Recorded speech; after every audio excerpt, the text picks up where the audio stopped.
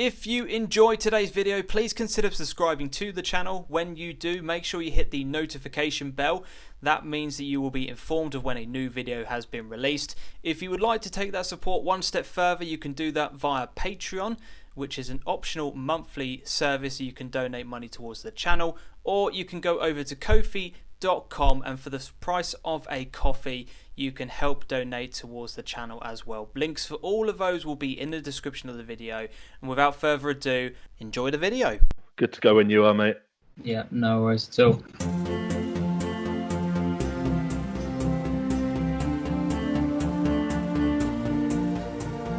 Good morning, good afternoon, good evening, whenever you happen to be listening to another episode of the Non League Nosh. I'm James, and as always, I'm joined by my colleague and good friend Adam. How are you doing this evening? You well, mate?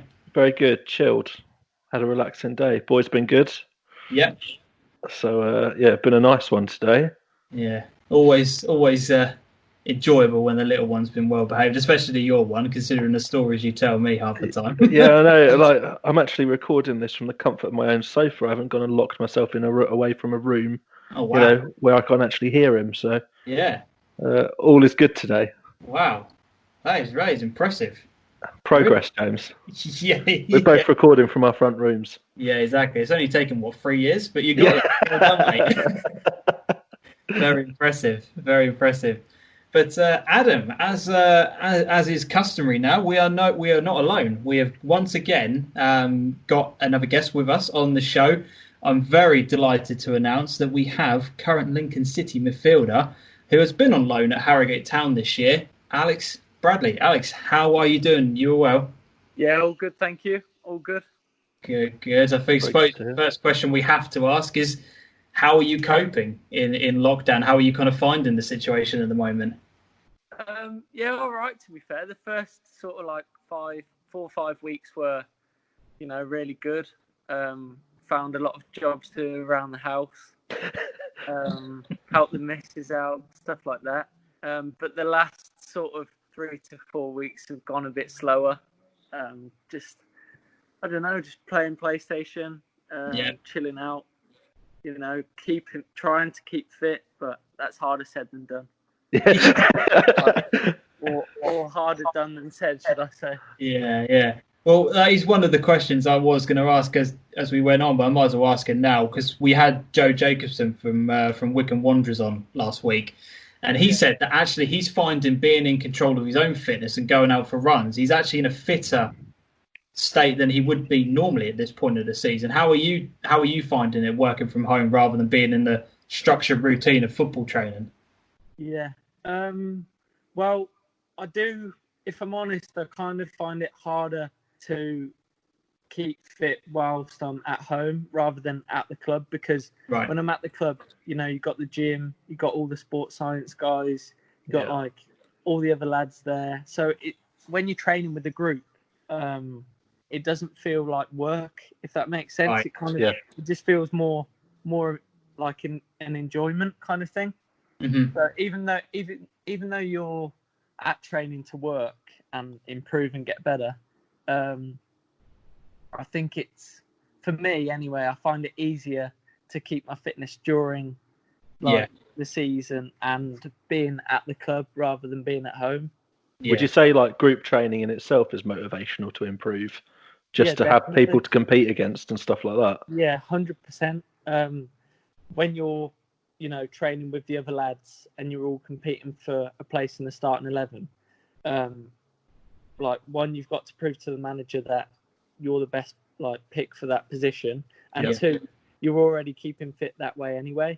Whereas being in lockdown and you're at home, you're with your missus, you're with your family, you can go to sleep whenever you want, wake up whenever you want. It's not really as structured or as routine. Yeah. So even though I have been doing quite a bit and ticking over, it's also hard in a sense because we don't really know when we're going to go back or if the season's even going to be resumed. So it's kind of hard with that aspect as well. But I think training with the team is I keep my fitness up better with the team rather than on my own. Yeah, I can understand that. Yeah, no, definitely.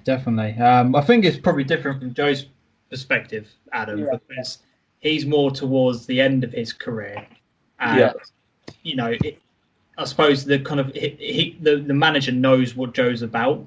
Done it. He's been there in the game long enough, and I suppose now because all he has to do is concentrate on his fitness. He can just go for runs whenever he wants. Whereas, like for somebody yourself, you're 21, you're still at that point where if you have an off day, it can potentially affect whether or not you're picked on the Saturday, can't it? So I suppose from that respect, it probably does make more sense that the group activity is more beneficial, I suppose.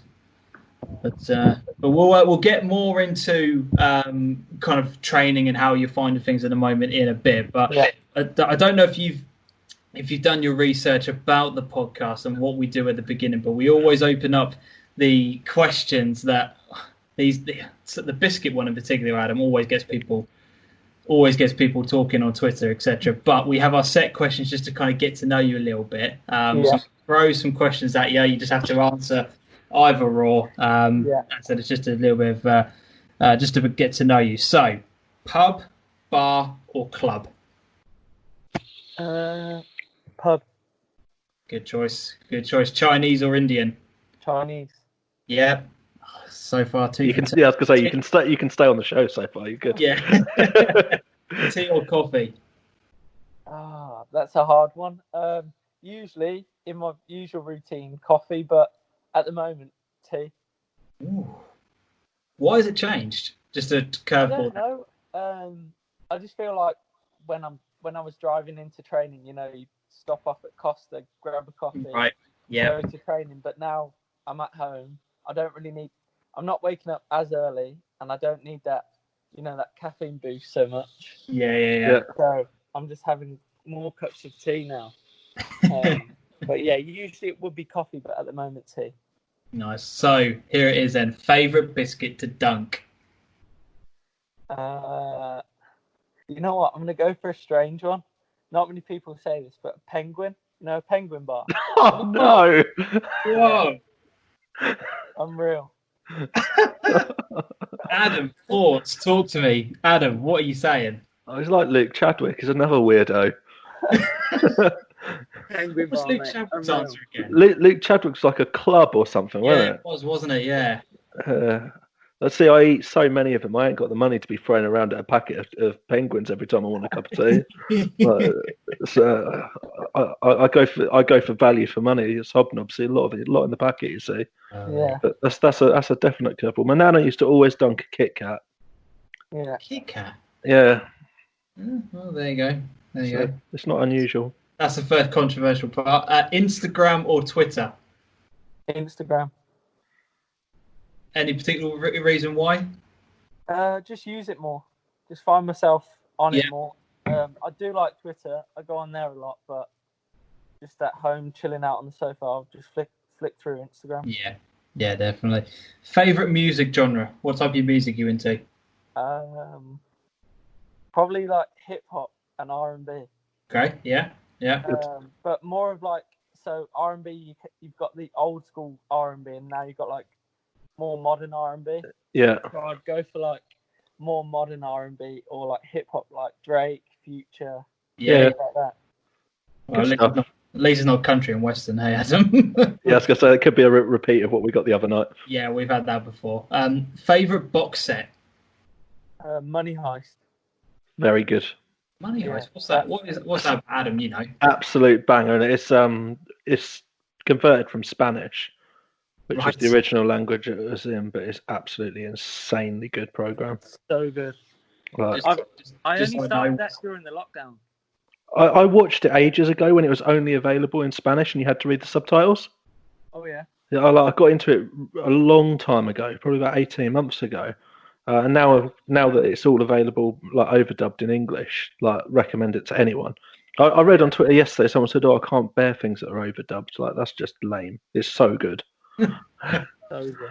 Yeah, I need to. There's so many that I've had recommended to me. I really need to start sitting down and watching some of these. You would actually really like Money Heist, James, as well. Okay, we'll talk more about that when we finish. Favorite film? Castaway with Tom Hanks. Oh, what a shout! That's a very good film. Do you know what? There was no time to think about that. That was straight in. So I good. like that. I like it. Cats or dogs? Dogs. Yep. Good Good call. answer. Sky or BT? Sky. Sky. And other than football, favourite sport? Oh, that's a tricky one. I'd say to play golf. Yeah. Okay. And Yeah. to watch. Well, I watch any sport really, but I like watching downhill skiing. Right. Okay. I love it. Like, like on Eurosport or Yeah. sometimes Yeah. it's on there. I like watching that. Or basketball. Anything really. Right. Basketball's quite. I'm Have you waiting- got a handicap or anything on your golf? No, I don't. I just play for fun, but I can get round in about 18 shots over. Yeah. So Right. if I had a handicap, it would be on a good day like 15, bad day like 25. Yeah. Between that. Decent, that. I'd need to ask my dad if that's decent, to be fair. But I do enjoy my golf. Oh, yeah, your dad's a massive golfer, James. Dad is massively into it. Yeah, I'll have to ask him if that's good. Let's get on to some football ones now. Who do you support? From a young boy, Man United. Okay. But there is a story behind that one. Right. But also having come through the academy at West Brom, part of me will always support West Brom. Yeah. So favourite team Man United, but also West Brom because of going through Your roots and everything. Yeah, fair enough. Your favourite player growing up? That's a tricky one. Ruud van Nistelrooy. That's a great answer. Hell of a shout. Yeah. You would probably have to say arguably the best finisher in the Premier League history. Yeah, it was so good. Yeah. Not best player, but best finisher by I don't think I appreciated him enough when he was playing, if that makes sense. No one did. Yeah. No one did. So I knew he was good, but didn't appreciate how long it's going to take to get someone that can finish a ball like him again. Yeah, he was the one that that was kind of the reason why I supported Man U, but then also something else. But he was the one player that I always looked out for and watched the most. Yeah. He was a hell of a player. He should have never moved to Madrid, but there we go. Best player you've seen live? Messi. Well, not going to top that, are you? No, I don't think anyone can top that ever. There's no point in me asking that question again. Me and my parents went to Barcelona just to. When was it? It was I must have been about 8 or 9 years old. Right. And then went there. You can do the stadium tour, so we did that. Yeah. And then on the Saturday, my dad bought us some tickets, so we went to watch them play. And just remember going, and he's just frightening. Did you get them seats that were right up top? Yeah, they were close to the top. Yeah, it's scary up there. Apparently, my mate took some pictures and he said it's madness. Yeah, it's really high, and there's no real nothing at the back to stop you from. Yeah. Well, there is, but you can kind of see over the edge. Yeah, absolutely crazy. There you go. Adam, thoughts on those questions? Some good answers, some different ones, but it's worrying how many Man United fans we're getting on here over time. It's quite shocking. Well, I suppose it's not really when you think about it. During the 90s, they were the team, weren't they? Do you know what I mean? Yeah. So it's not really that surprising. We're just accidentally picking Man United fans out. Yeah, I'm an Ipswich fan, Okay. because we live in the middle of Suffolk and James is in enemy territory. Yeah, Norwich fan, as you can probably see from the It's mug got the there. mug so- as well, yeah. Yeah. Yeah. But we don't let that get in the way of our professional work, do we, Adam? No, that's the thing. I think that's half the thing that makes this funny, that him being a Norwich fan and me being an Ipswich fan. Exactly. We get a bit of banter for it. Some good answers in there. I like them. Right, let's move on to the current season and situation. And I think what has been a real fascinating draw for getting you onto the podcast, Alex, is the fact that at the moment you are currently on loan at Harrogate Town. Yeah. Who, if you look at the National League table, I know the season has been expunged, but from where you are at the moment, and I'm going to say at the moment because I don't want it to be definitive at this point, the club is in second place, having an absolutely fantastic season. Let's talk about it from your perspective. What do you make, first of all, of the decision that has been made to cancel the season? Do you think that the right call has been made? I don't know. I wouldn't want to say yes or no, as in if it's the right call. I'd just maybe think it was too soon. If you sort of look at, well, the Premier League filtering down, Championship, EFL, League One, League Two, they still haven't made a decision. So to have made a decision when it was made, which was quite a while ago now, I think it was probably a little too soon. But I don't know. It's a tricky one. There's loads of rumours flying around about whether the playoffs will even be played, or it will be null and void, or there will be 2 teams promoted, two or 4 relegated. I don't know. It's just, I think it's all up in the air at the minute. But to finish the games or suspend the games and have no more to be played in the league, I think it was too soon, if I'm honest. So if we wind back a bit to before the announcement got made, what was it like to be in the dressing room with a team that were flying high, success was happening? Yeah, it was it was great. The whole squad, all the lads at Harrogate were really good. The manager was brilliant, and we just had that belief that, we were 4 points behind Barrow. We had them to play at home. Yeah, right. So had we beaten them at home, we would have only been 1 point behind them. So I'm seeing a lot of stuff on, like Twitter about Barrow and Ian Evatt saying they've been at the top for so long and they deserve to be promoted. Well, they haven't won the league. There was still 8 or 9 games to be played. So for him to say that, they deserve to be champions, that wasn't in concrete, it wasn't set in stone. But going back to the changing room at Harrogate, we all had a real firm belief and confidence that we would have overtaken Barrow and won the league as champions.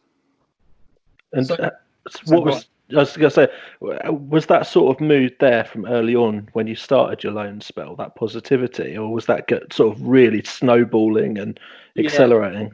Well, I think probably the latter. It was more of we picked up some good results at the start of my loan, and then we started slowly climbing the table, into 5th, then 4th.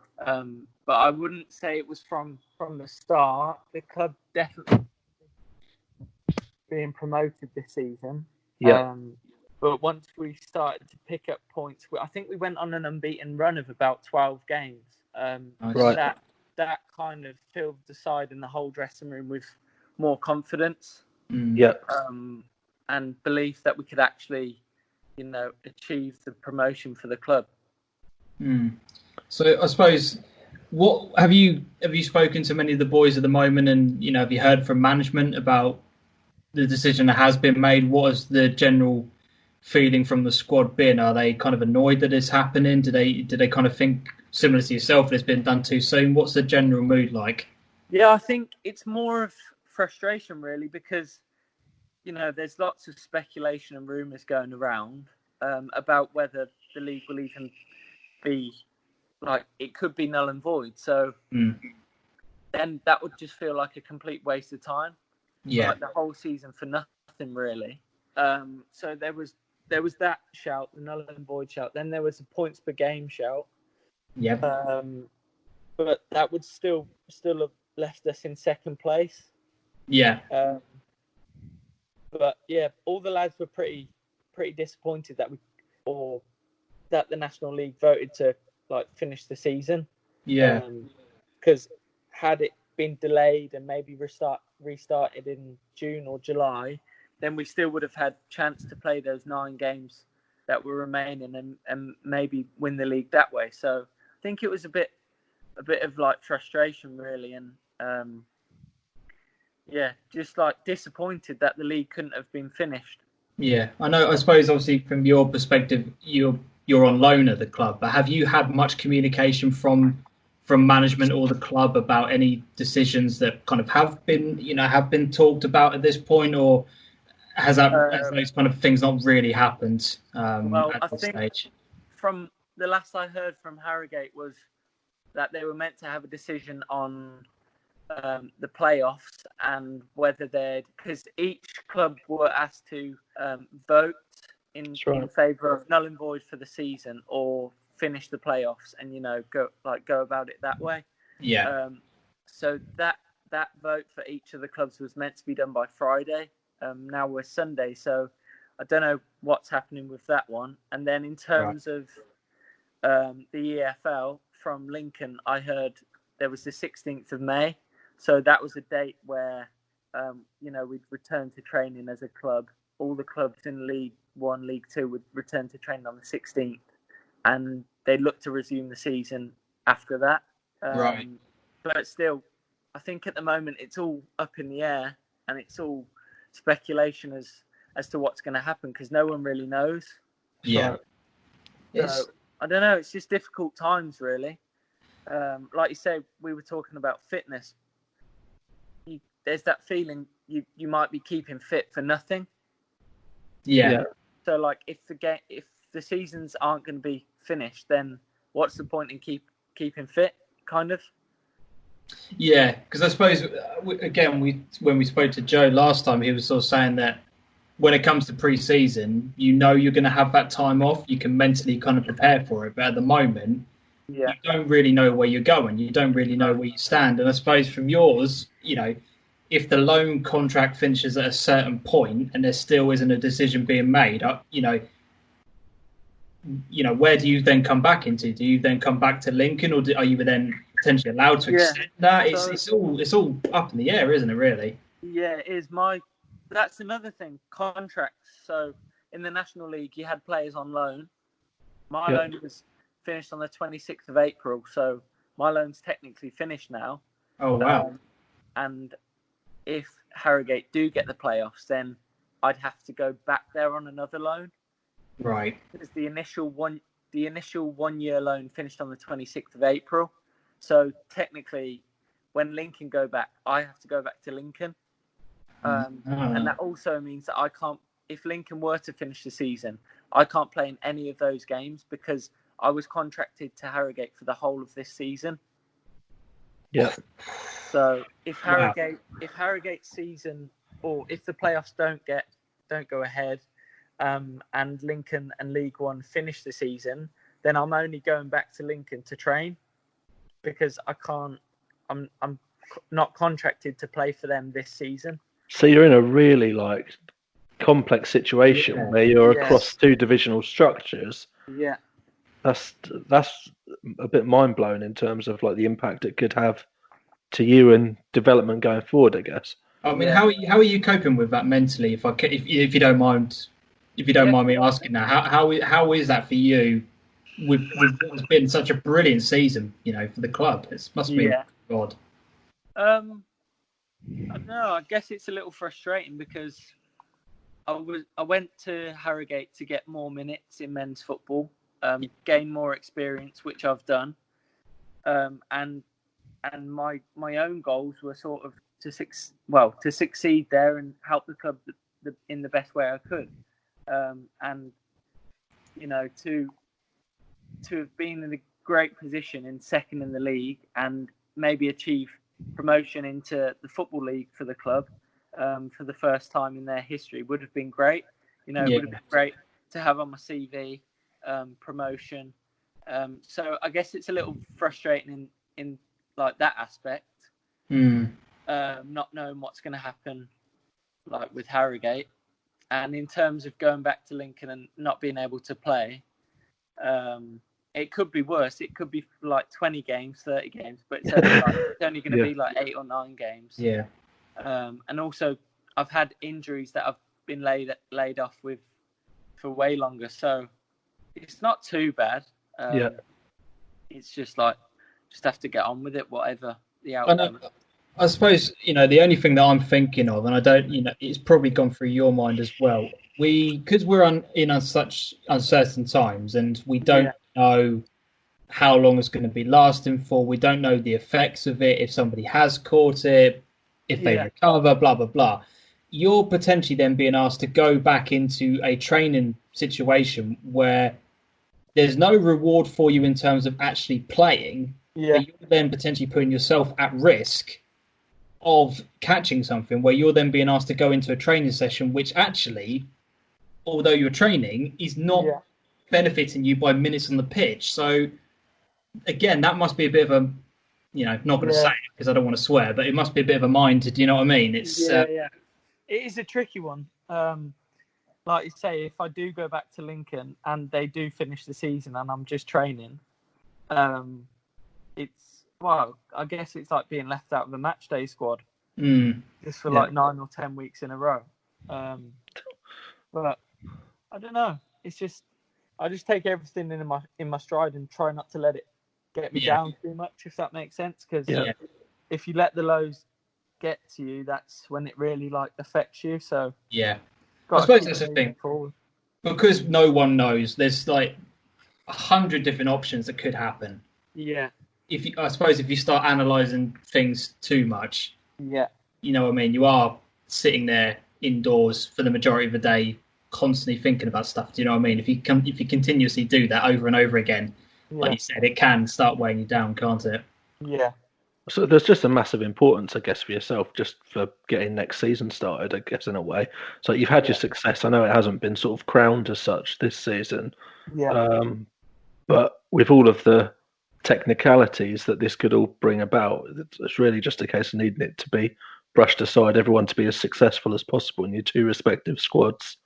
And get back to a point where you can play a full season again, because of how it's ultimate bad luck, isn't it, really, in terms of the way being caught between those two structures. Yeah. It is, yeah.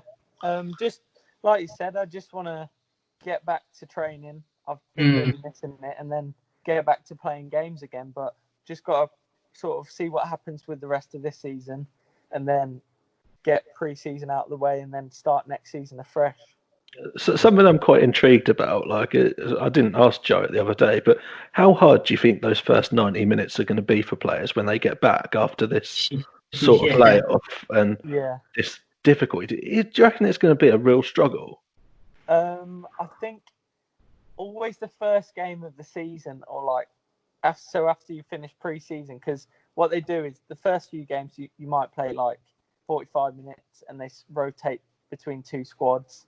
Yeah. Then the next sort of 2 or 3 you might play 65 minutes, and then the last game you might play 90 minutes. Some will play 75, and then you're going into the first game of the season. So I think always that first game, it's good to get the first sort of 70 minutes out of the way. Then 70 to 90, that's when you're hitting your red zones.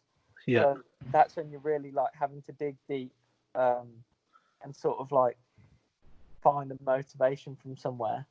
But I think the first game back will be hard because we're all in the same boat at the minute. We're all in the same position. Yeah. No one can train with their teams. It's all about keeping fit yourself. So I think it's all going to be a pretty level playing field when the teams do go back. It's just such an odd situation because we're having what is effectively about 75% of a summer break. Yeah.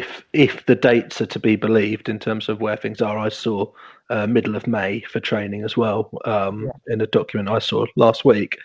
So if that works out, there's 75% of a summer break being had. Then if teams do need to get the rest of the season out of the way, you can still only make 3 subs. Yeah. So like you say, where you would normally have this ability to rotate and build fitness and do it steadily through training camps and everything else, they'll probably be given 2 weeks and then say, right, you've now got to get in your 10 games in a 3-week, 4-week period. Yeah. With no more rotation. Yeah, I can't see them allowing any clubs to have a pre-season friendly of any description, because then Absolutely not. More people at risk, aren't you? You know, if you do. But it's tough. I mean, I think if they are going to finish the seasons off, they're going to have to play at least 2, maybe 3 games a week. So that can have a massive impact on squads. 3 a week is mental as well, isn't it? Yeah, and that can also affect where clubs finish in the league. Yes. Because some of the bigger clubs with more of a budget, they're going to have a bigger squad or more players that they can rely on. Whereas the smaller clubs with less of a budget, they're going to have to play the same players over and over again. And that's where sometimes players pick up injuries. Yep. So clubs are going to have to be careful whatever way they do it. The thing is, I'll go back to Ipswich, and talk about squad depth a bit, because if there are injuries, in the past, Ipswich, when they're in the Championship, didn't have the budget to necessarily have 2 in each position. Yeah. And all of a sudden, you can just pick up a couple of knocks, and you're having to play the most random player in a position where they really don't belong, and then that's going to affect the league tables, and the entire competitiveness of the league could be a little bit invalid anyway. Yeah. And I do sometimes wonder if, teams that are sort of lower middle order will wonder if there's any point in risking their players, especially with summer transfers, to actually potentially pick up injuries and stuff. And you might end up with the junior teams just filling out the sides. There's a real you highlight so many points. I think it's just a really tricky situation for everyone at the minute, because the way I look at it is whatever way the leagues decide to finish the season, you're always going to have some teams and some clubs, they're always going to be disappointed. Yeah. So if they go for a points per game, the teams that get relegated, they're going to be disappointed. The teams that get promoted, they're going to be buzzing. But the teams that are in the playoff spots, they're going to be like, well, we could have caught them up if we played 9 extra games. Yeah. So at the minute in the conference, you had obviously Barrow were top, we were second, and Notts County were third. Yeah. And Notts were raving about they can't finish the season because we were gonna get promoted. Well, how can you say that when you're sat in third, having played the same amount of games as everyone else? Yeah. So I don't know. It's just whatever way they do it, some clubs are going to be disappointed. So it's a thing even looking at Lincoln themselves, there's only 10 points between them in 15th and Ipswich in 10th. Yeah. So a 10-point margin with 9 games could easily be made up. Yeah. And the difference between 10th and 15th as a finish in the league is quite substantial. Yeah. So that there are a lot of changes that you've got to think about that aren't just promotion spots, but that talk about what a club's achievements are and what they've got away, what they've got away or what they've got out of it by the end of the season. Yeah, it's a thing. Prize money for different positions and stuff like that, especially the higher up the leagues, etc. That's a massive thing for a lot of clubs. Yeah. You know what I mean, it's you've got the contractual side of things, loans finishing. In Alex's case here, Adam, where does the league stand on that? Will they allow somebody like Alex to come back in and play? We talked about it last time in terms of Colchester releasing players already. Yep. If the season does resume, they're 4 players down already because they've made that decision to go early and release players. So, the integrity of the league, etc. You can't then turn around to those players and ask them to come back. Well, you can, but you'll probably be told where to go. Well, apparently that those players want to see out the season. Do they? Yeah. So that's interesting.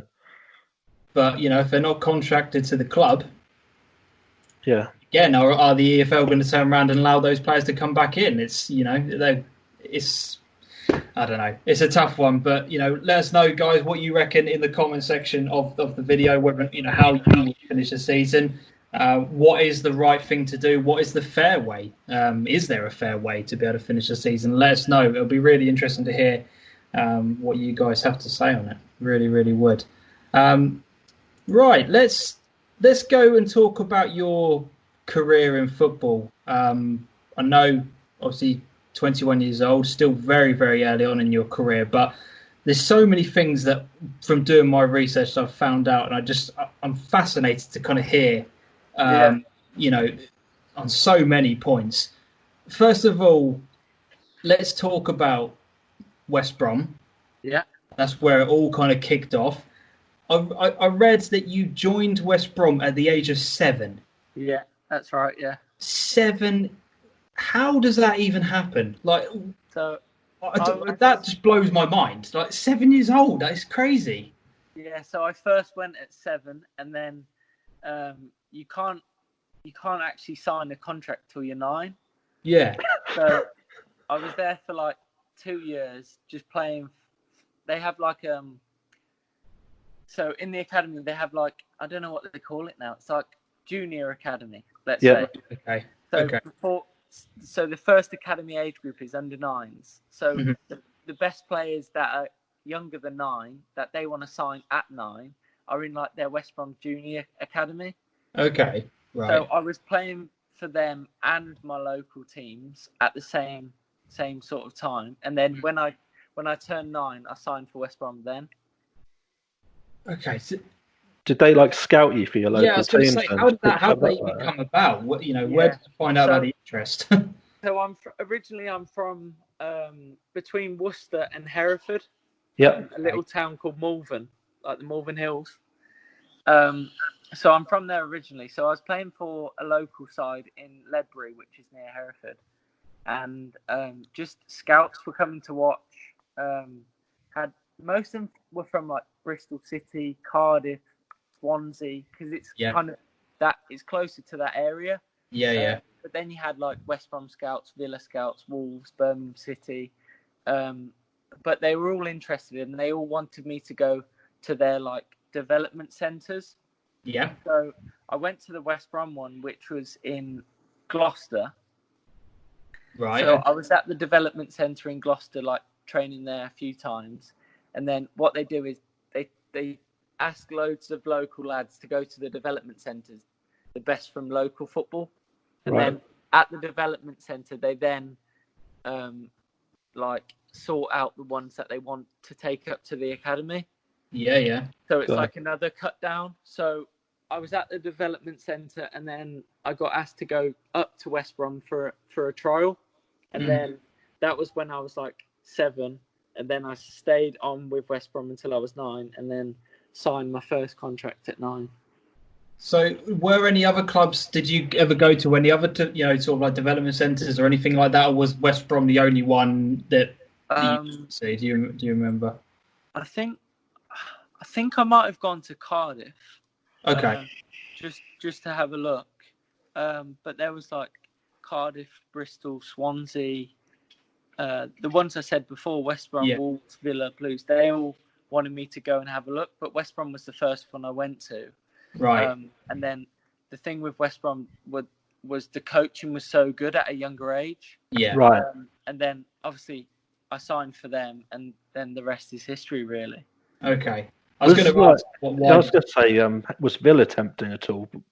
Yeah, definitely. I think massive at the time, club. Yeah, Villa are a huge club, and I think at the time West Brom, when I first signed, I think they were in the Championship. Yeah. Well, they were, and Villa were obviously in the Premier League. Yeah.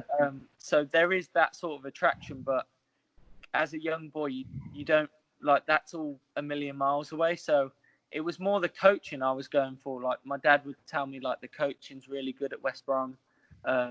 Go there, have a look, see what it's like, and then did that, and then just signed there. But I don't regret signing for West Brom. I've got great memories of the place, so I'm happy. Okay, and then I suppose you just kind of go up through the age ranges in the academy, up into a certain point. So, what level were you at? Were you in like the under 23s when the first loan move happened, or what was the situation there? Yeah, that's right. So, obviously went up through the age groups, 9s to 16s. Then at under 16, you sign your scholarship forms, which are 2 years, which takes you to 18. What was that decision like? Sort of like just stalling on that point a bit.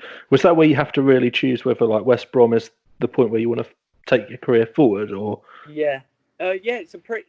When you're like 16, getting a scholarship's like massive. Yeah.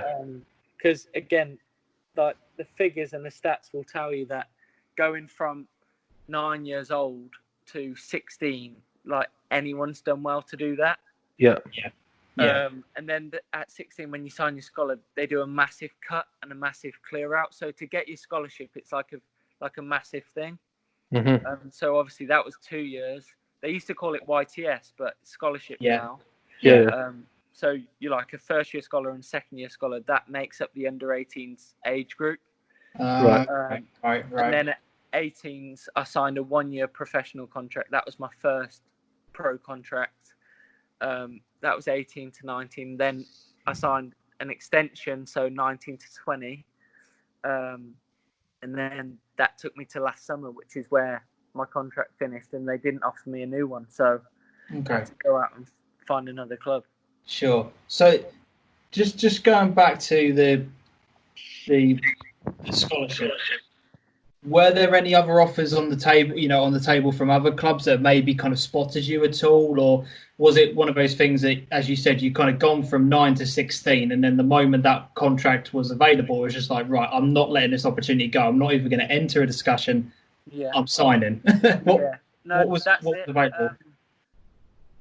There was like rumours and like people calling like agents and my dad and all of this, but nothing like contract wise, like set in stone. So to be offered my scholarship was like more of what you said, like, wow, like I need to sign it straight away. Just get it done. I can't mess around here just in case. So and especially like because you've grown up with a load of lads that you're good friends with, and then you all get to 16 and like I think there was only 5 of us that got scholars and 8 got released. So having known these lads for like best part of like 5, 6, some of them even longer years. For them to just say, no, we don't want you anymore, see you later. That's kind of like, even though I'm buzzing that I've got my scholarship, like I'm sad at the same time because my mates haven't. You know what I mean? Yeah. Of those sort of other 8, have any of them managed to stay in football and pick up stuff elsewhere? That you know of? One, yeah. So when we signed our scholars, one of my good friends, he signed for Brentford. Right. Oh wow. He went on a few trials at other places. Marcus Force, his name is. He went on loan to Brentford. Not on loan, signed for Brentford as a scholar. Another lad, he signed scholarship forms at Burnley. Just trying to think. Wow. One of the lads doesn't even play football anymore. See, that's the other side of the story, isn't it? 2 of them actually. 2 don't play anymore. One was from Ireland. He went back to Ireland. Doesn't play. That's 2 of them. One went to TNS in Wales. Yeah, we were talking about TNS the other day. Now he's at Hellzo in Town. So I might have played against him, and that was another thing for Harrogate this season. That's kind of like gut wrenching. That I was 1 game away from playing at Wembley.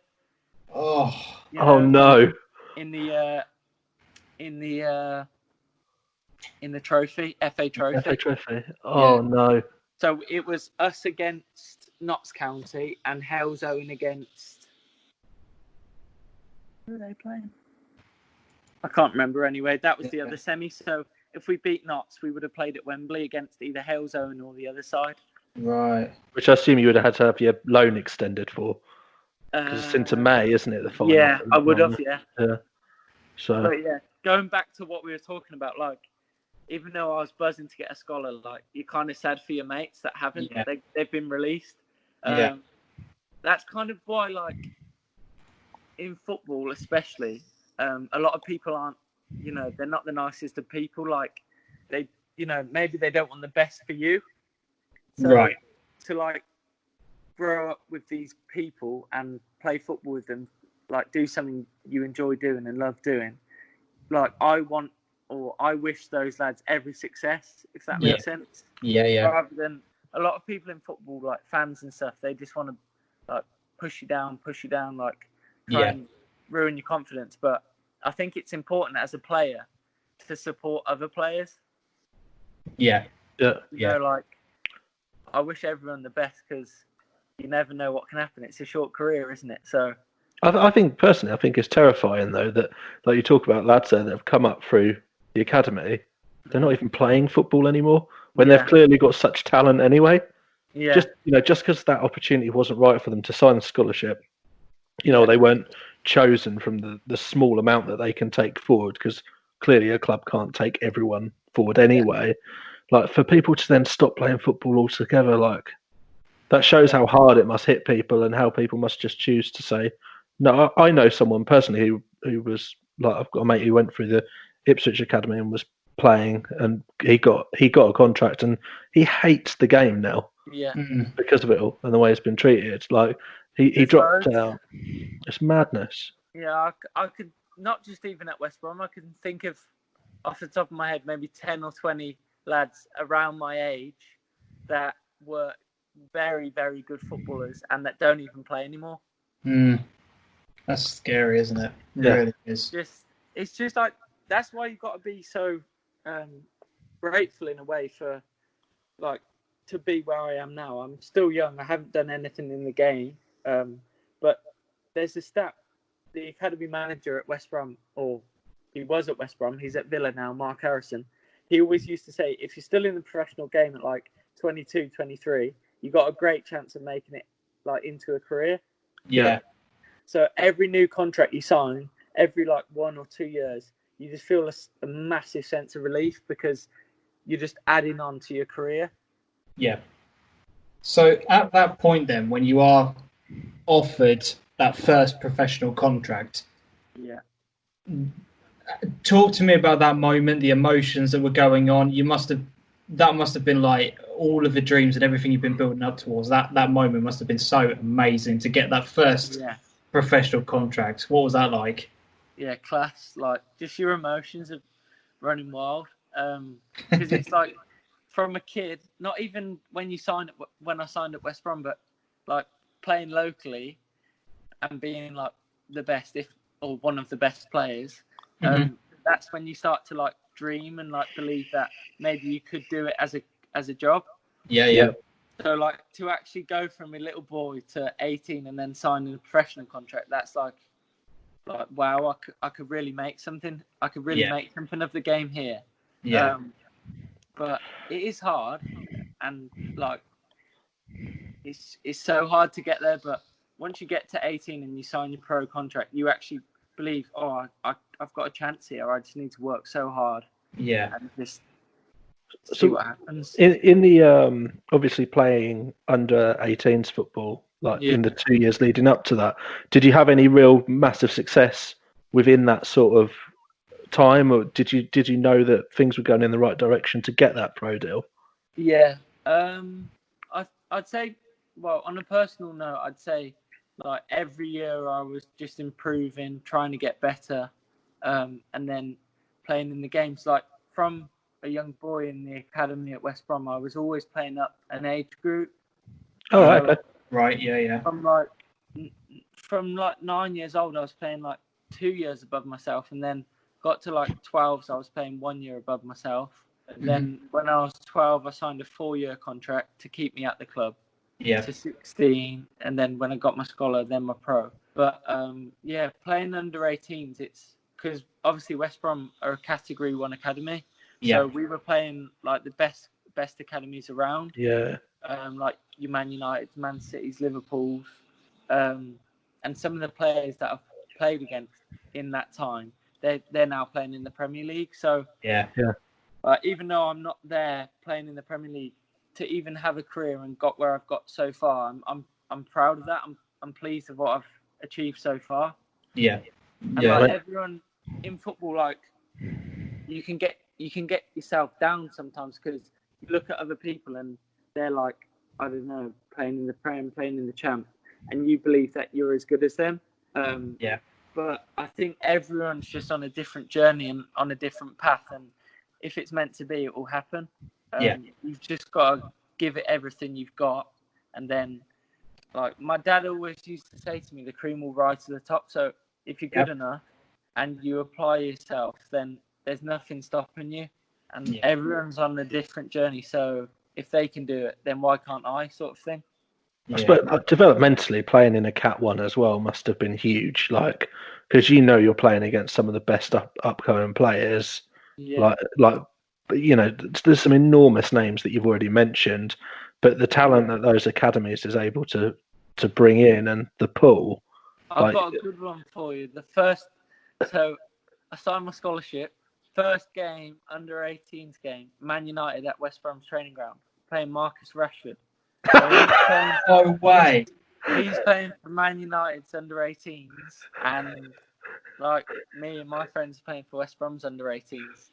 So just some of the players that I've played against at youth level, not even professional level, like Phil Foden, Rashford, Jadon Sancho, like some of them players that are now doing like they're up there with like the world's best.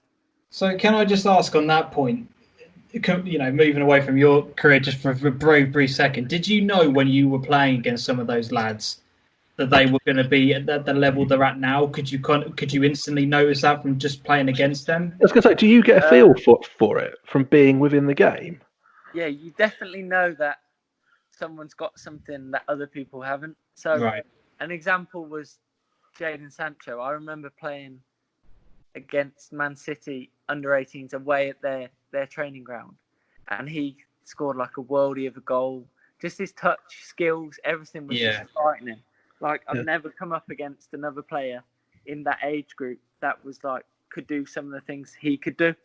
So like you do kind of have like an instinct that they'll go on to achieve things, but other players. Like Marcus Rashford's unbelievable, but I remember that game. He didn't do anything. He didn't score. He didn't like stand out. Really? I know it's only one game, and you can't judge players off one game. Yeah, of course. Yeah. Going from where he is at this present moment, going back to that game, I wouldn't have said he will go on to do what he's done. Whereas players like Sancho, I would definitely say, he's gonna like do something special. Which the decision that Man City made to actually get rid of him, it just gets more baffling by the month, doesn't it? Do you know what I mean? When you see what he's doing over in Dortmund, it's just like, why do they do it? Give it 18 months and that'll bite them big time. Then there was like other players. I remember playing under 18s. There was other players that you thought, wow, like he is so good. And then you go on your phone now or your iPad, type his name in, and he's playing in like the third division in Holland or something like mad. Like you would have thought he will play in the Prem or at 21, 22, but they're not. Some of them don't even play anymore. I'm like going back to what we were talking about earlier. Some of the players that West Brom had in their reserves team when I was under 16s, 18s, some of the players were so good. One lad, Adil Nabi, he got like young first team player of the year, made his debut for West Brom, played a couple games, but you would have said like he's gonna go on and have a good career in the Championship or the Prem. Yeah, and he's playing in like the Greek division now. Wow. Do you think sometimes though that's a player's choice just to make sure they're getting game time consistently at the highest level they can, competing in leagues, or do you think it is that they fall out of it? Yeah, mentally they fall out of it. Mentally, they're just maybe not as driven. Do you know what I mean? Like some people really work at it, and some people just think I've got the gift, I don't need to do anything. Yeah, definitely. I think a bit of both. I agree with both of you. Sometimes it's maybe to prolong their career and make sure they're going to play enough games, but sometimes you look at players that were like frighteningly good, like technically, but then their attitude wasn't there, or like they weren't willing to work hard, or just things like that. Yeah, it's that is the difference, and it's like they're in a different league, but the difference between Ronaldo and Nani. Yeah. Fergie said that Nani was the most gifted player technically that he's ever worked with, but yet the difference between the two players, Ronaldo worked and worked and worked, and he got himself up to that elite level. Do you know what I mean? But not having a pop at Nani there, because he's absolutely incredible player in his own right. But it does show that if you keep going at it, then then the success will be rewarded. Do you know what I mean? So definitely, it's like do you remember Ravel Morrison? Yes. Oh like, my days. So yes. My dad sent me an article today about what Ferguson said. He said like Ravel Morrison was miles ahead of Paul Pogba, but then if you look at the two of them now, even though Pogba's not really been in like limelight at the moment. But if you look at Pogba's career compared to Morrison's career, Yeah. Pogba's like way ahead, whereas Ferguson said himself like Morrison's a much better player. Do you know, I'm going to have to find out where Ravel Morrison's at. But I think like even like, Interesting. There I you go. do a bit of work at like non-league level, but you see players like in a warm-up who have got sublime touch, who can knock a cross-field pass and warm up and that absolutely pinpoint, but you can just tell their attitude just isn't quite right to be able to apply it. Yeah. And you do need a real good mix to come through football, I think, of ability and the mental side of it Yeah. to actually make it through and get to that like higher tier. I think if you either of those drop, like you've got problems. Yeah, I think there's, like you say, there's a fine line because ability can only take you so far. Yep. Yeah. 100%. 100%. Then it's down to like how hard you work, like the hours that you put in. Classic example for me is James Milner. Like, Yeah. he might not be Liverpool's best player, but he's like, his heart's there. He works hard. He's like great for the squad, great for the team. And look at his career. Yeah, you could stick him in goal and he'd perform a 9 out of 10. Do you know what I mean? He's that kind of bloke, isn't he? Yeah. But I think that you've seen that over time. Like you question a club signing a player sometimes, but then you look at how they manage the game mentally. Do you know what, the one who always stands out for me? I'm going really off topic here, but Michael Johnson. Do you remember him for Man City? Yeah. He's centre midfielder. Everyone thought he was going to become this absolutely worldy of a player, and then just completely fell off. And I don't know what he's up to nowadays. But let's get back to your career, Alex. He's gone off topic a bit there. Yeah, gone way off. Well, that's the non league nosh for you. That's what we do here. So when you've then got that contract, was it in the first year of the professional contract, or was it the second year where the loan started to happen? Was it I think it was the second year, wasn't it? Second year, yeah, that's right. So second year, I went to Havant and Waterlooville, and that was my first loan. So was it something that the club were, like West Brom, were very keen on? Like, we're going to sign you to another 1 year deal, but this time around, we don't want you playing that. We want you to go and get some loan experience, or did the offer just come about and, you just with it? More so the first one. Right. The club they were very keen to get me out on loan to get men's football and get experience. Yeah. I think it's all well and good playing academy football, under 18s, under 21s, whatever, 23s, whatever you want to call it. But the minute you get in first team football, that's where it counts. Like a big thing nowadays, managers will ask about young kids, like, how many first team games has he played? Yeah. So you might have one who's been at like Man City, let's say, for 10 years.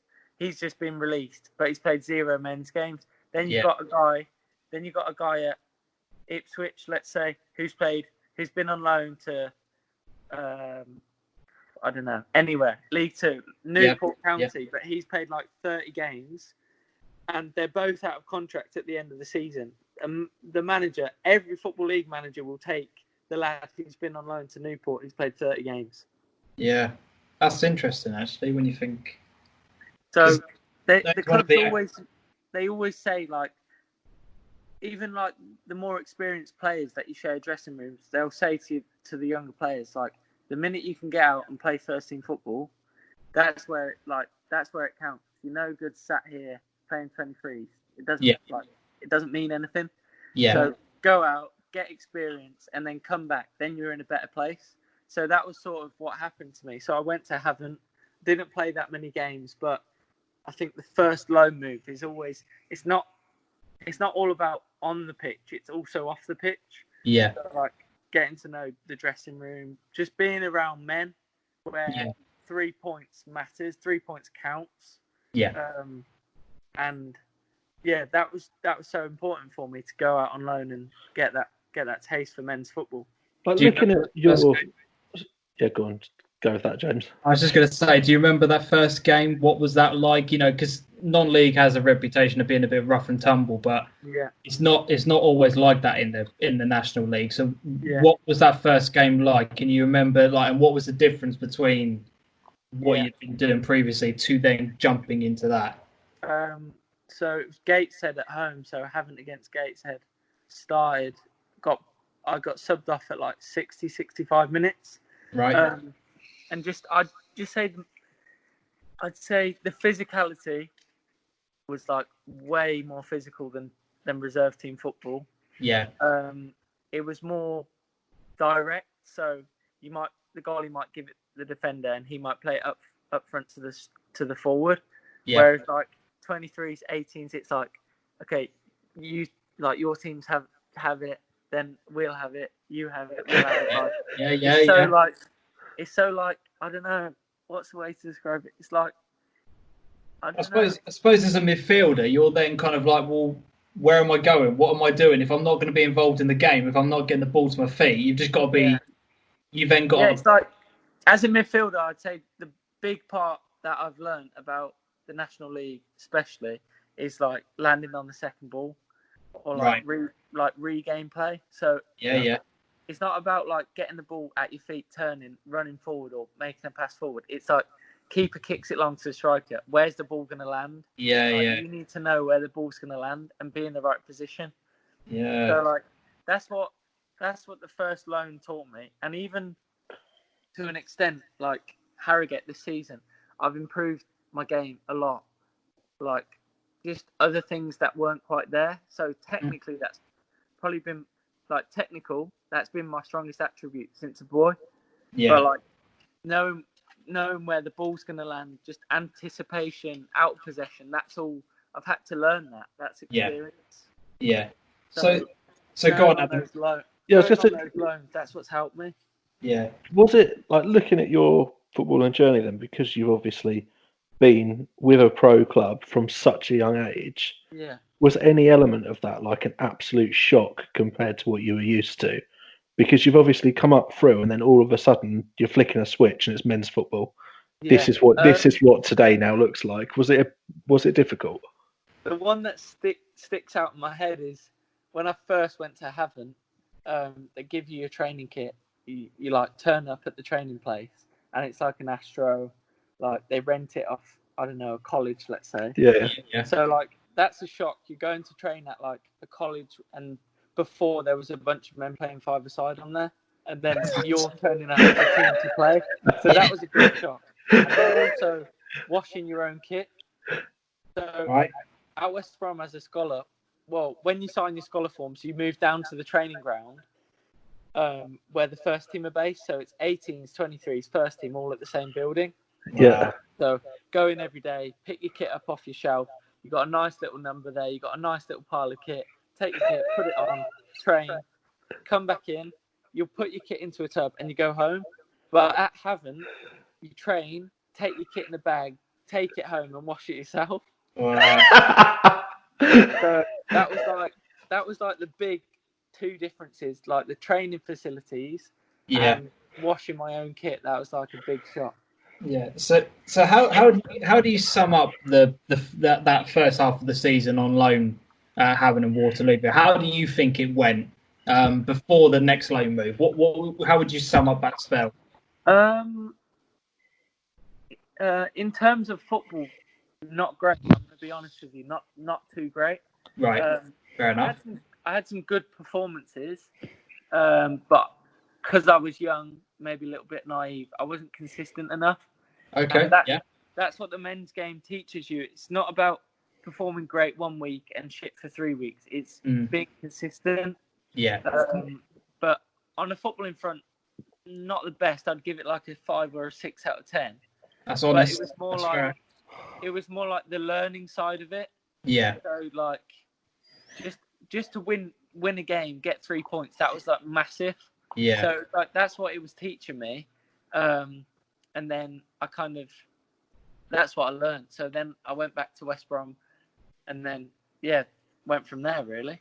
So when I know obviously that was only the first part of the season. So you go back, and then the move to Burton Albion happens on loan. Was there an option to go back to Havant and Waterlooville, or did they not exercise that? And then how do you then go from, the appearances there to then jumping up 2 divisions to go up to Burton? Yeah. Do you know what I mean? How did that kind of transpire? Loads of people ask me that because I was playing in the National League and I wasn't playing week in, week out. And then January comes and I get a loan move to League One.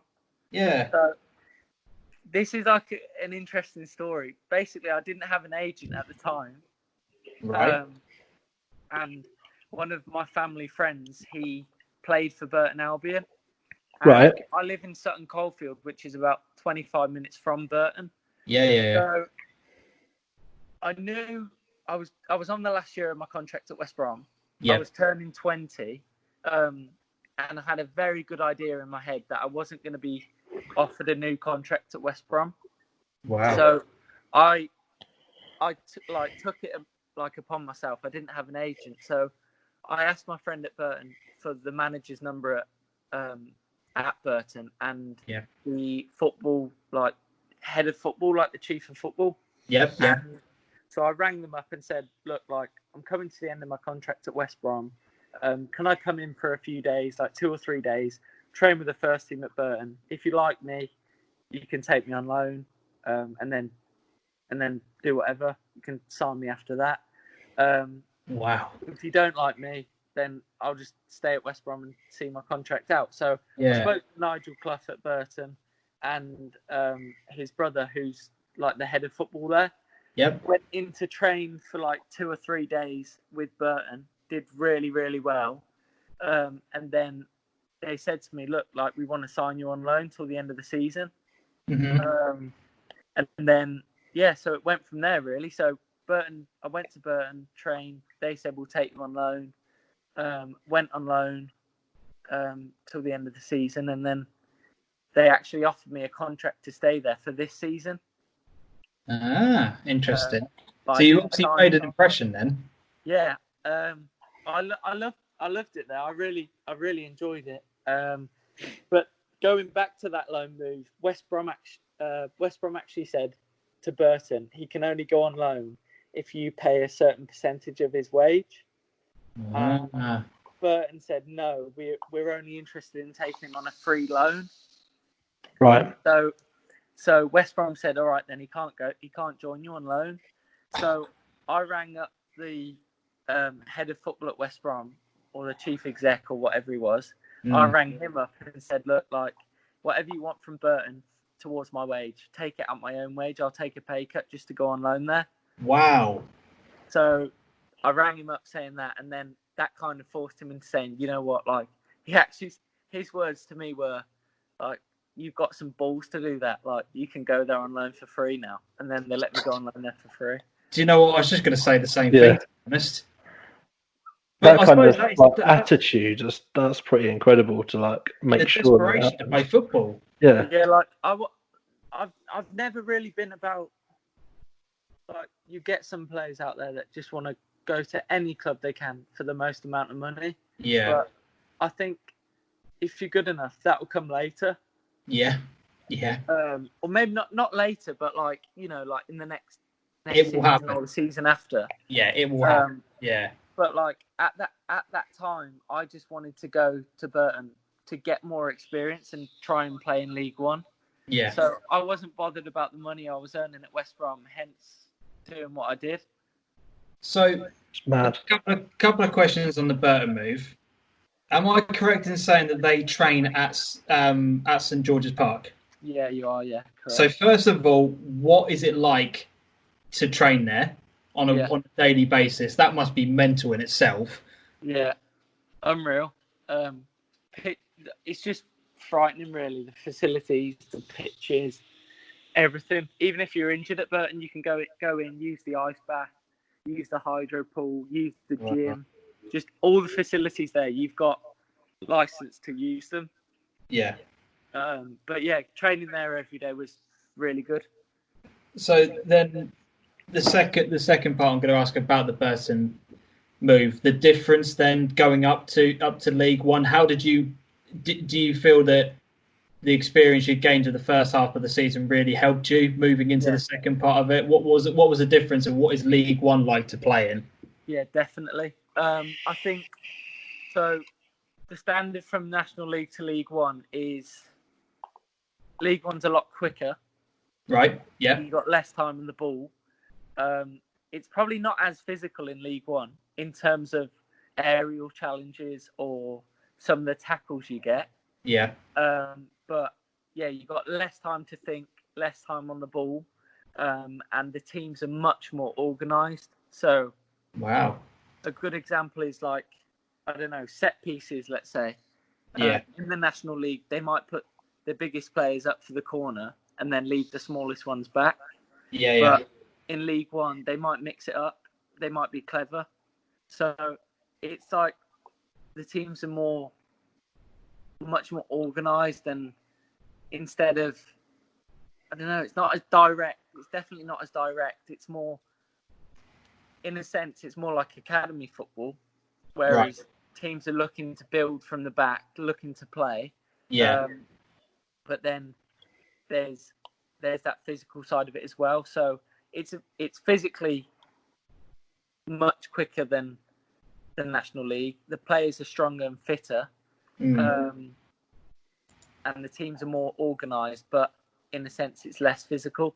Yeah. Do you think the higher technical quality of players that tends to find itself to that league means that managers can afford to be a bit more adventurous tactically?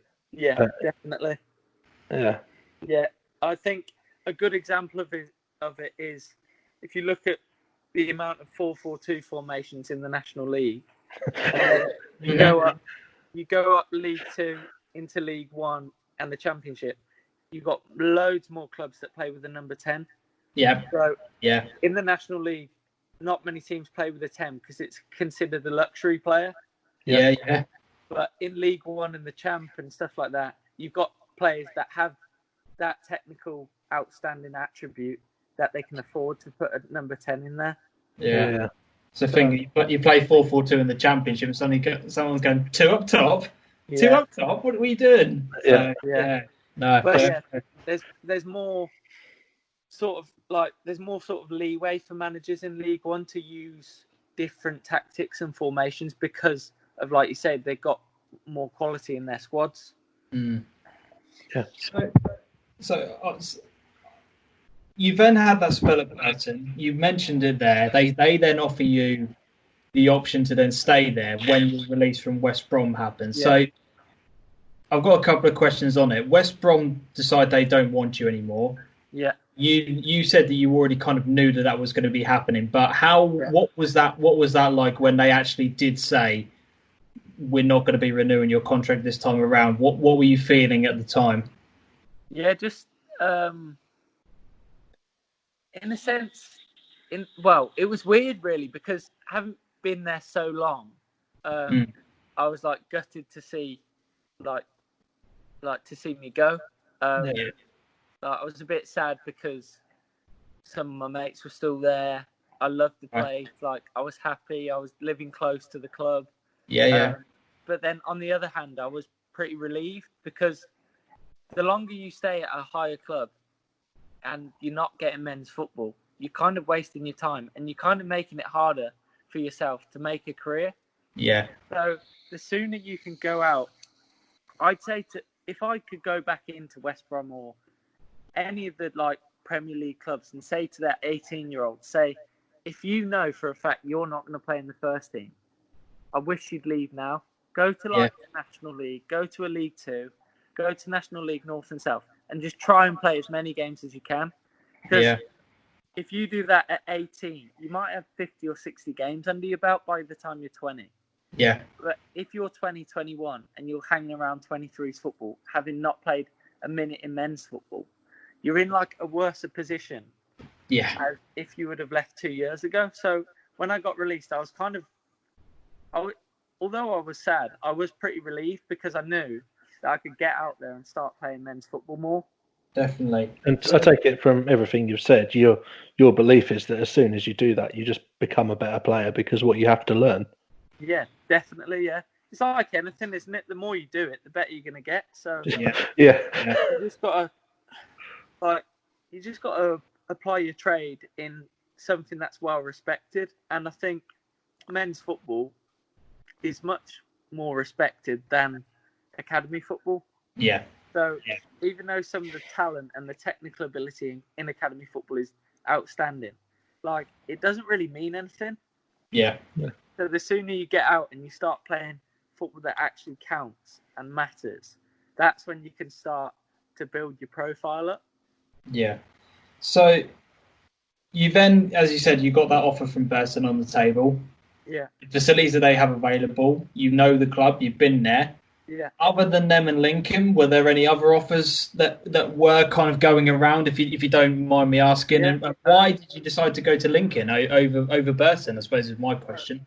Yeah, so I had a really good offer from a club in Finland, in Helsinki. Right. So I'm half Finnish. So my mum's from Finland, my dad's from England. Yeah. So I had a good offer from a club there. But that was, even though it was, like, financially it was a very good offer, I wasn't prepared to go there, because as soon as you go through that door, you're shutting yourself off from the English coaches, English clubs. Okay. Like, you're making it harder in a sense. And coming from the background I've come from, I'll always have that option. So if I were to use it, I'd rather go there when I'm 31 rather than 21. Okay, fair enough. And then Burton, so I had, because I didn't have an agent at the time, I then spoke to another friend of mine and asked to speak to his agent. Got an agent involved, and because I'd been dealing with Nigel Clough myself in terms of the loan, when it came to the contract, I don't think he liked me getting an agent involved. Okay. Like, he kind of felt like, he felt like he did me a favour, but they really did do me a favour. Yeah. So it would have been, again, like, you learn as you make mistakes, but I was young, I was naive, and I got an agent involved who maybe didn't have my best interest at the front of his mind. Yeah. So that kind of screwed things up between me and Burton, getting an agent involved who I really shouldn't have. I should have just gone in there myself, like I did with the loan, and just sorted it out with him face to face. Okay. So, is there pressure though in football to have an agent? Like, because everyone does it. Do you know what I mean? So did you feel like it was just the thing you should do? I wouldn't say I felt like I had to, but I think when it comes to talking to clubs and negotiating contracts, it's nice to have that person who's a link between the two. Yeah. If you step on someone's toes at a club, and then 2 weeks later you have to put on that club shirt and play for them, like, it might not be so good. So you have to kind of, that's why an agent's good, because he's that link between the club and you. Yeah. You don't have to do that side of it. It's like the business side. You don't have to do the business yourself. You've got someone else to do it. You can just try on your game, I suppose, can't you? Yeah, that's it. So that's why players have agents, because they just want to concentrate solely on their football. Yeah. But yeah, going back to the Burton move, I do kind of regret not going in myself and speaking to him face to face, because I think had I done that, I would definitely have been there this season. Yeah. And next year, I would have been a Burton player, no doubt about it. But apart from Burton, Scunthorpe called a few times. Nice. Had Salford on the phone too. But none. They were all interests, like they weren't contract offers. Okay, right. So in terms of contract offers, even Lincoln didn't offer me one. They only took me there to go on trial. Yeah. So I went on trial and then did well for them in pre-season. Scored against Leicester, scored against Lincoln United, and then they offered me a deal. Yeah. Okay. And then did they say to you when they offered you a deal that we want you to go out on loan this season, or did that kind of just happen? It was more it like happened really. I knew when I signed that because of not having that much experience behind me, because I only made 7 appearances at Burton Albion, and I think I played 12 or 13 games for Havant. So that's only 20 men's games. So I think they knew, Danny and Nicky Cowley knew I had ability. Otherwise, they wouldn't have offered me a contract. Yeah. But it was more of a, this is why I love them so much. It was more of a plan in terms of you'll sign a 2-year contract. You'll go on loan for the first year to gain more experience. And then the second year, you're in a much better position to play. Yeah. Yeah. Rather than sign 2 years, try and get in the squad now, and really, like, you don't have enough men's games or as much as the other players in the squad. Yeah. Yep. So it was like, I knew I'd sign for Lincoln, but it was more of like a clear pathway. In my mind, I knew what was going to happen. Yeah, definitely. Danny and Nicky were really good with me. They just said, look, like, we love you as a player, blah, blah, blah. Just go out on loan this season, get more experience, and then come back for next year. Because I suppose from their perspective, obviously they've been at that level before, haven't they? They know what it's about. They know the true benefits of what you're going to get by going out on loan to a club in the National League, don't they? Yeah, definitely. And the National League is very well respected. Yeah. If you look at the amount of clubs in League 1, League 2 that are recruiting from the National League now, there's loads. Yeah. So they knew what was going to happen. Yeah. Yeah, definitely. And obviously it's gone. We've talked about it already quite, for a bit. But Harrogate, the move there, I suppose really it couldn't have gone much better for you personally, could it? Or how have you found the season from a personal perspective? We talked about the club side of things, but how have you as a player developed? Yeah, I'd agree. It was really good. I felt like I had a great season. I think I've played about 26 games for them. But I'd definitely say I went there as, let's say, I went there as a good player, but now I've definitely come back, or I'm going to go back to Lincoln as a much better player. Yeah. So I've developed attributes of my game that weren't quite there. Yeah. I'm not saying I'm a 10 out of 10 in anything, but I'm just saying that I'll go back to Lincoln with attributes that are much higher now than they were before. Yeah. For example, like off the ball, I played a bit at right back, so that was something completely new.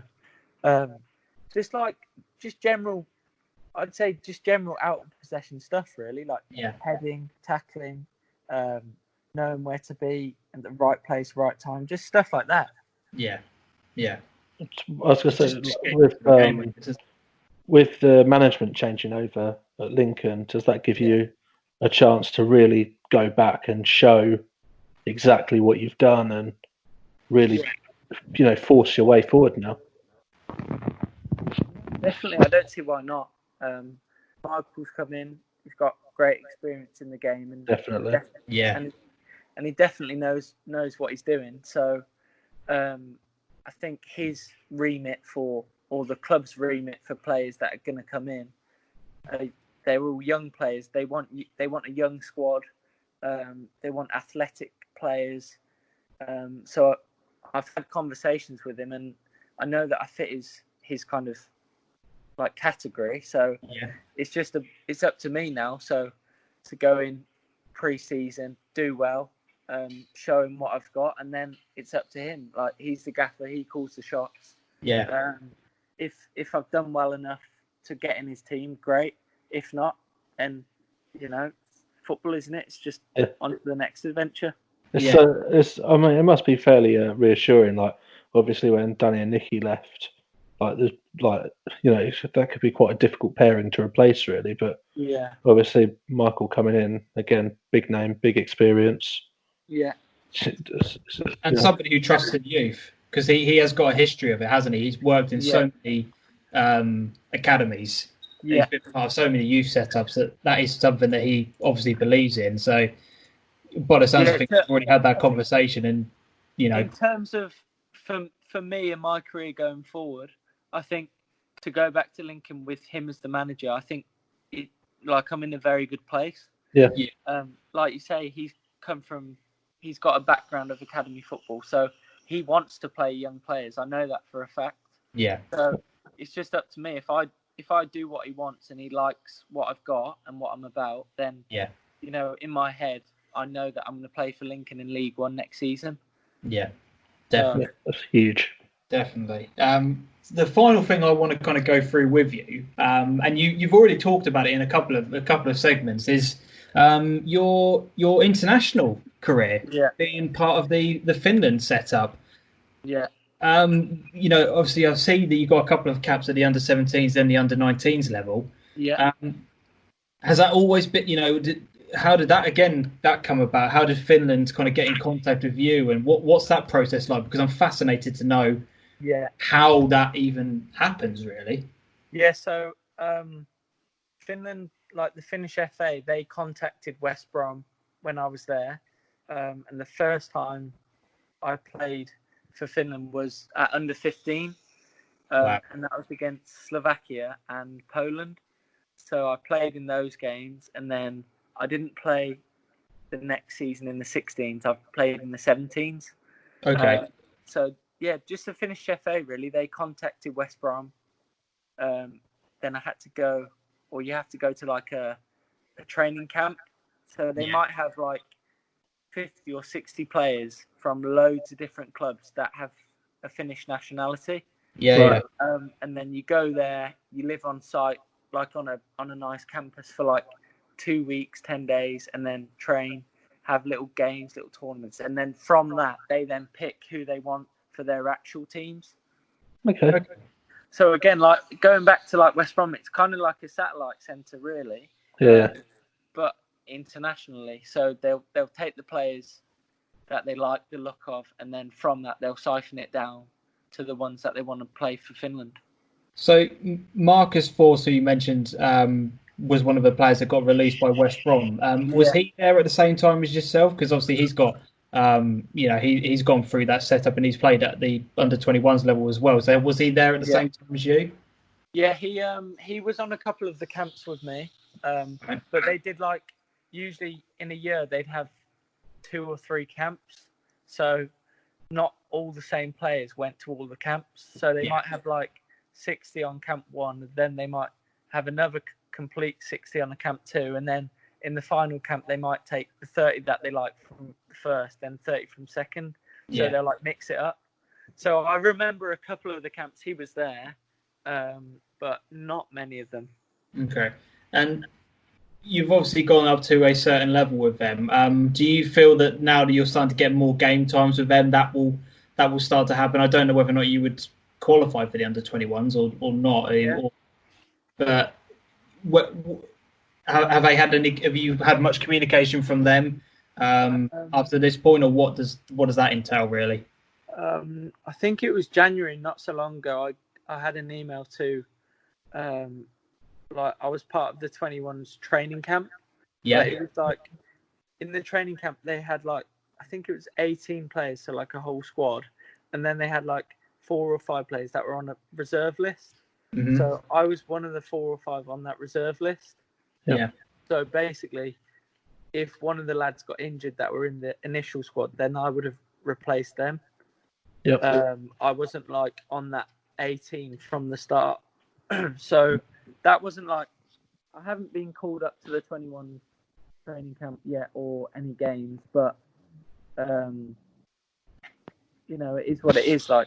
If it happens, great. If not, then there's always the first team to try and aim for. Yeah. Totally. Is the international football, is that just another level again? Like when you go away for those things, do you see things again that you just blow your mind as such? Yeah, so the mad one was going from, and you got so I was so used to the West Brom way of doing things, like West Brom coaches, and then go to Finland and they can play the coach is completely different, the tactics are different. Yeah. They might play a mad formation, I don't know. They might play 5-3-2 or something like that. Yeah. So I think the main differences were like just getting used to the coaching and the tactics of the team of the like Finland. But then like the players again, like you're playing with players that are like the best. You're amongst the best players of your age group for a country. Yeah. So like again, the technical ability is like outstanding. And then you're playing against other lads that are representing their country. So I remember that at that under-19s tournament, played against in our group we had Italy. That Moise Keane was playing. And then also I didn't play in that game. I was a bit disappointed because I didn't.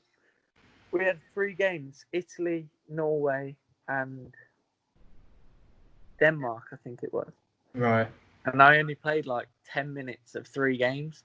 So I was really disappointed not to have played many minutes, but like it's just an experience, isn't it? It's all a learning curve.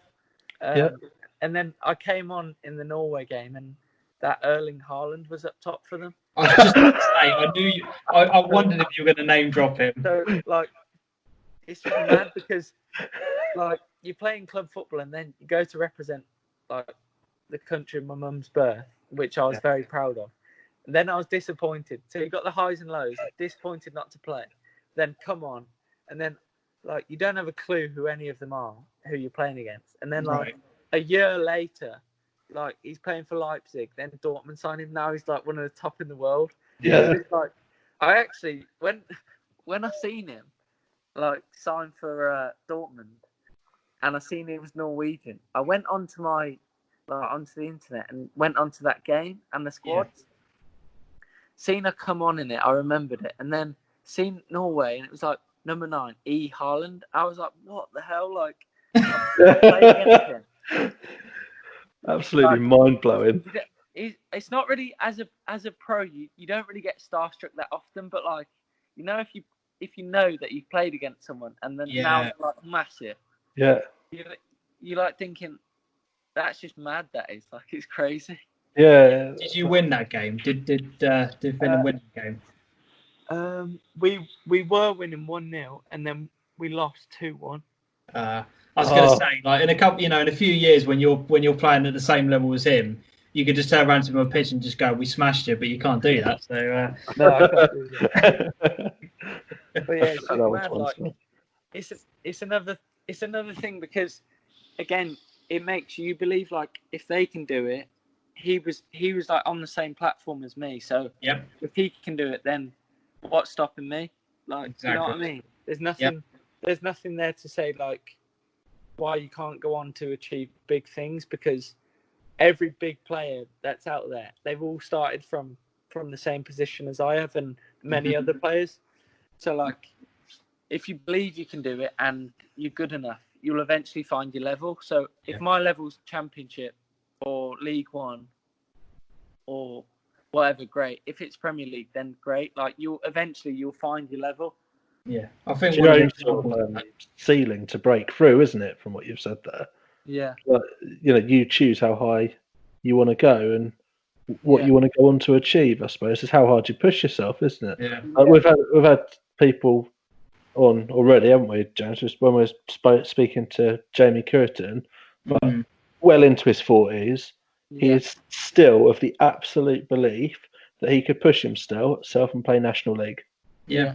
He's like 46, but he thinks that he could push himself and get there. Yeah, we spoke to Paul Hayes, and he said, "I've been out of the game for 6 months, but if I went back in, I'd easily be National South level." Yeah. You know what I mean? There's still that belief within a player. It really is incredible. But one example that all you have to think about is Jamie Vardy. Look how long it took him to get into the pro game. Like not non-league's not pro, but do you know what I mean? But how long it took him to get to where he is now. So it's never over. It is never over. You will get your opportunity, as you said, if you work hard and apply yourself. You do you obviously do need like luck along the way. Like staying free from injury.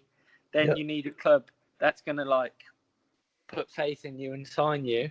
But again, like if you're out there and you're doing well, you're always in the shop window. Yeah, That's it. Every game shop window. So yeah, this is it. So let's finish off on some Twitter questions, and then we'll let you go. So we got Alex Eggleton asked, does he have a routine to follow away from the training ground, i.e. exercise, diet, etc.? I suppose, have either Harrogate or Lincoln given you anything that you have to follow, or did they do that at the beginning and then that's kind of tailed off? Or yeah, Lincoln gave us all individual programs to do, right, and to follow, like pitch runs. So just find a big football pitch and then do like pitch runs. right, and they gave us loads of different ones to do.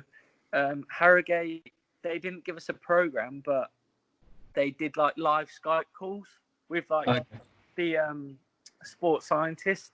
So they do like a live Skype call, and then you'd have to do like press ups, sit ups, all of that kind of stuff. But yeah, I have been given a program to follow, but a lot of it you kind of know yourself, so you can just do it off the cuff, kind of. Yeah. But in terms of diet, not really. We don't get a diet plan, but in your head, you know, sort of like what you can get away with and what you can have, what you can't have, how much of it you can have. But like, a really good thing for me is my missus. She's like wheat intolerant, lactose intolerant. Like, so we eat all like organic foods and like organic produce. That makes you shed weight so quickly, doesn't it, when you start on all of that food? Yeah, mate, I've been drinking celery juice every morning for the past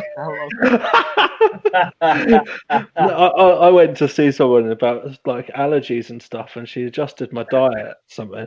As soon as I stopped having like refined sugar and stuff, like weight flew off. Yeah, it's crazy. It's actually crazy. Like, so, like we've been going on runs together. But the last few weeks, like, she stopped coming with me and just eating really clean.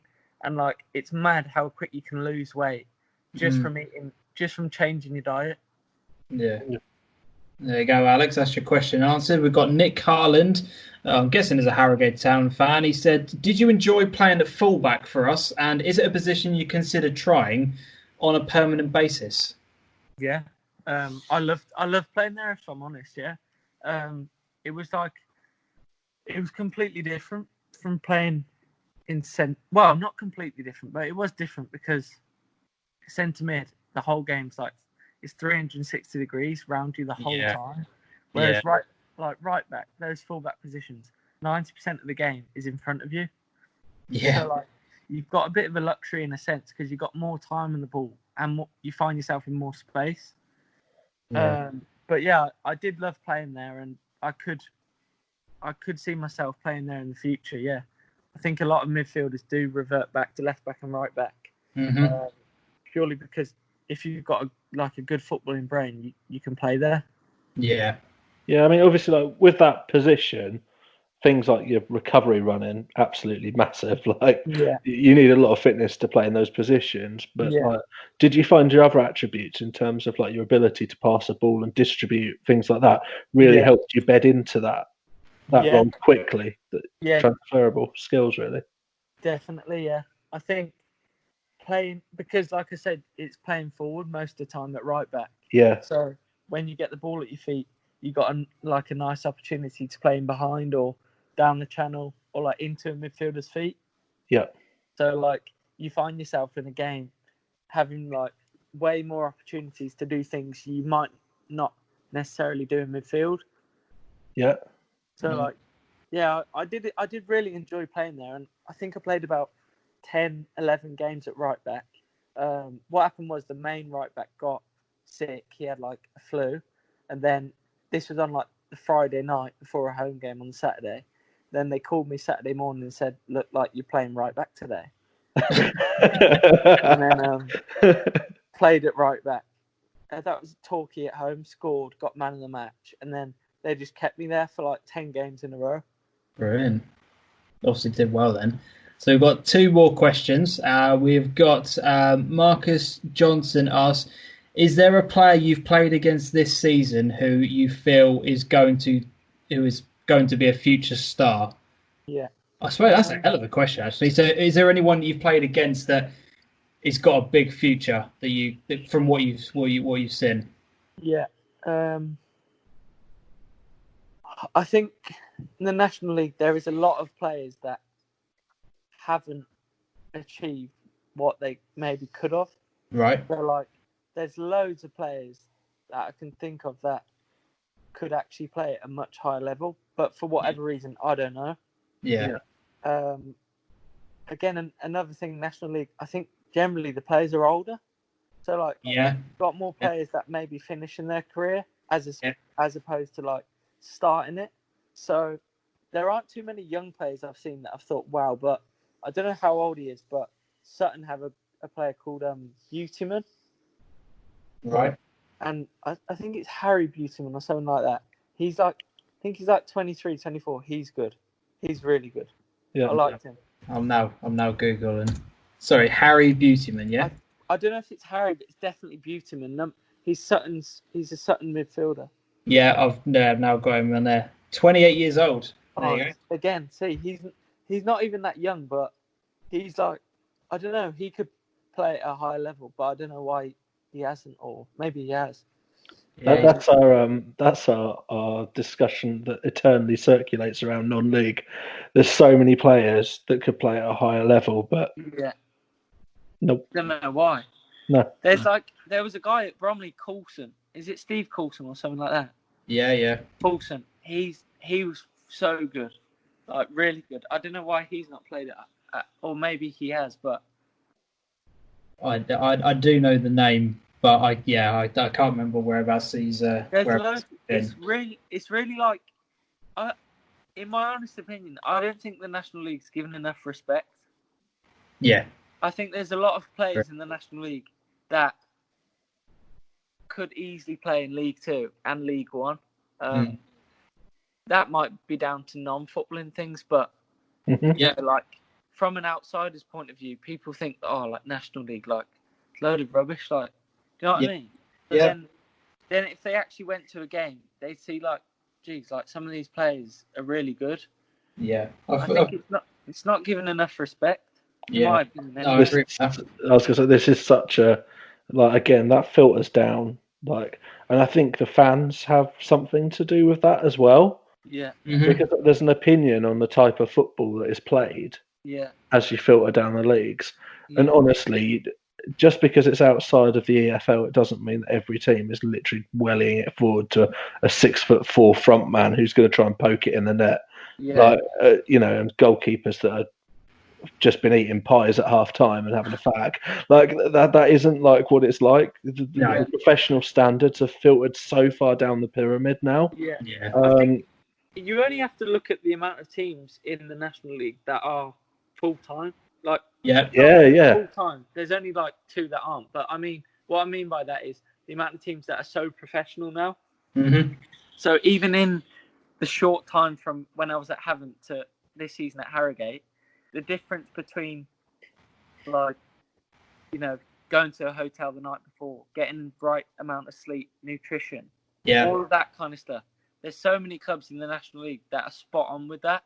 Yeah. And I think from, like you said, from an outsider's looking in, they just think, like National League. No teams do that. They're all like part-timers kind of. Yeah. I don't think it gets enough respect. Yeah. I 100% agree with that. We've got the final question. This comes in from Sam. He said, what coach has had the most benefit to your career?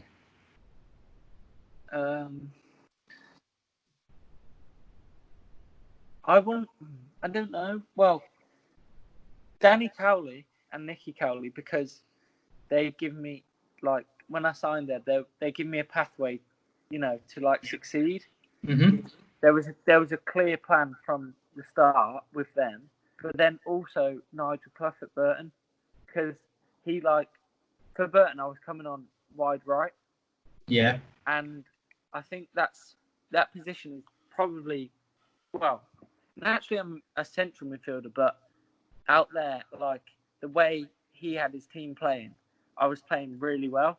Yeah. So, like, in terms of fitting into a style of play and playing with so much confidence and belief in myself, Nigel Clough, because he was great, because he would pull players into his office on a daily basis and just talk to them about, like their football confidence, their best attributes. I don't know many managers that do that.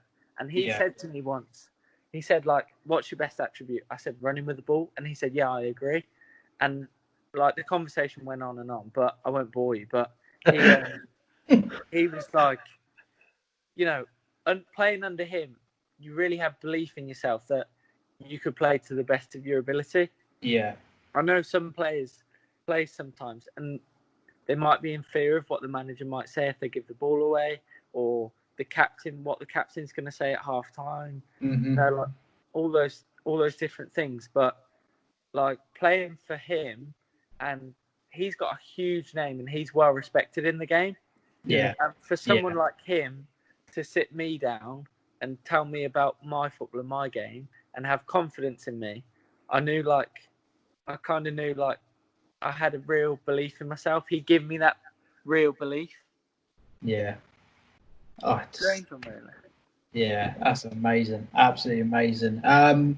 Alex, absolute pleasure having you on the podcast. Really, the discussion has been absolutely fascinating. I think it's incredible to listen to somebody at the age that you are have such a sharp and focused head on your shoulders. And I think, Adam, you obviously you're nodding along there. You massively grounded. It's incredible. Yeah, I think you're going to have a very, very bright future in the game if you can just continue with what you're doing. And I wish you all the best. I'm going to be keeping an eye on you now. Nice. Thank you very much. I think every football manager, you are going to be my first go-to signing now, regardless of the club I'm at. So, it's been amazing. Really, really appreciate your time. Thank you very much for coming on. Pleasure. And good luck. Good luck. I don't know what the rest of this season entails, but whatever happens in the future, wish you all the best. But if you have enjoyed the podcast, guys, make sure if you're watching from a YouTube perspective, you hit the thumbs up and subscribe. If you're listening on all of the other podcast platforms, make sure you give us a 5-star review and also subscribe to all of those. Would be massively appreciated. And until next time, as always, adios.